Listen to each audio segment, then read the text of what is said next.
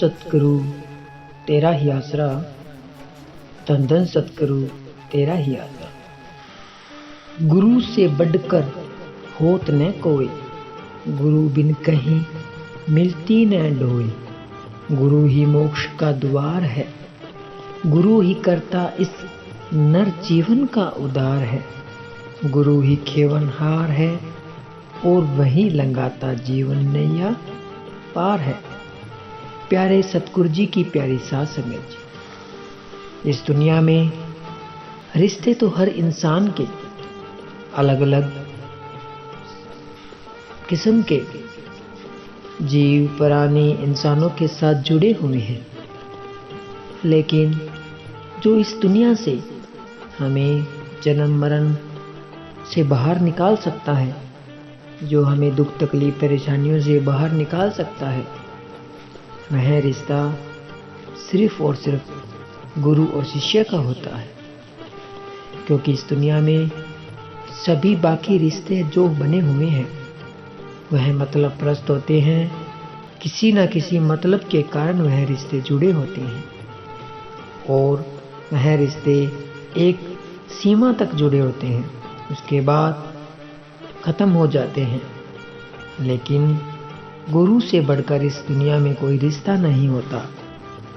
सच्चा गुरु अपने शिष्य की संभाल इस जहान में भी करता है और इस जहान से जब इंसान अपनी श्वासों रूपी जूनी को पूरा कर कर इस दुनिया को विदा कर कर जाता है, तो वह सच्चा गुरु उस जीव को 84 लाख जूनी से मुक्त करवाता है और उसे निजधाम लेकर जाता है।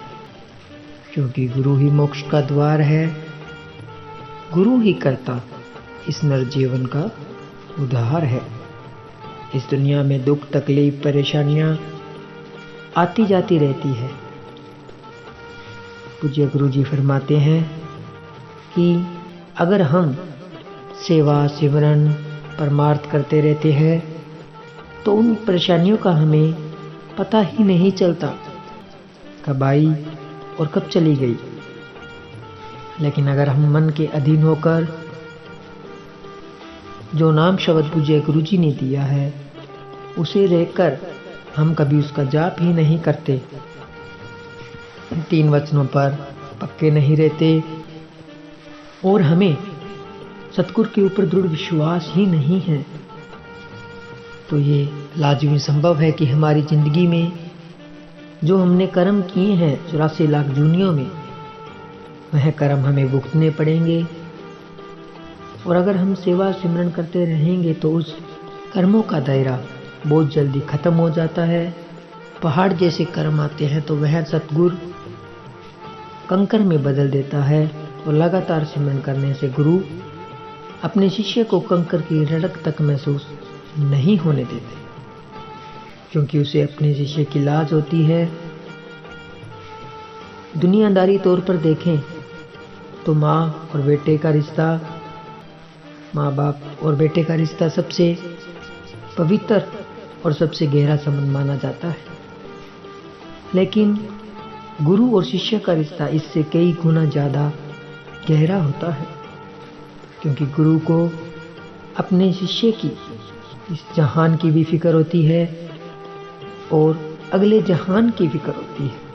बल्कि दुनियादारी रिश्ते जब तक इस शरीर के साथ जुड़े हैं तब तक ही होती है। जब तक इस शरीर में श्वास चल रहे होते हैं तब तक सब रिश्ते होते हैं। जैसे ही इस शरीर से श्वास निकल जाते हैं तो इस शरीर को धड़ाम से धरती के ऊपर डाल दिया जाता है और शमशान भूमि में लेकर जाकर जला दिया जाता है। और कुछ दिनों के बाद उस इंसान को इस कदर इस दुनिया के लोग भूल जाते हैं कि जैसे वह उनकी जिंदगी में थे ही नहीं।